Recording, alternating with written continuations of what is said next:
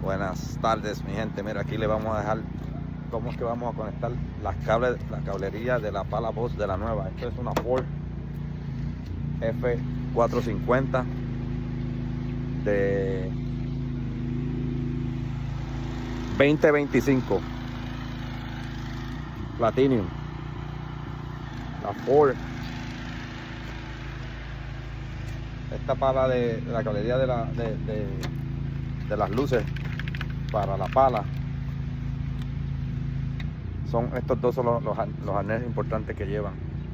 Estos te van a controlar las luces del camión y de la pala. Entonces, ¿qué tienes que hacer? Tienes obligado que sacar esta parte de aquí, el fender, este fender, lo tienes que sacar obligado para encontrar este plug que está aquí. Entonces, ¿qué hace? Este plug se desconecta y esos cables que pasan, esos cables,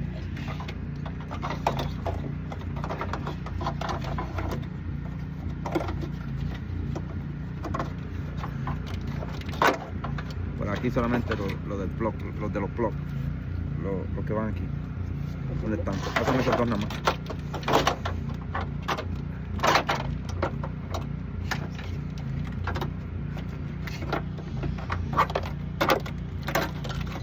Por aquí no lo tienes que pasar bien por ahora, eso para solamente así. Y estos, uno va conectado aquí, el meo va conectado aquí, y el otro va conectado al meo del camión. Y ya con eso tienes tu conexión hecha. ¿Sí?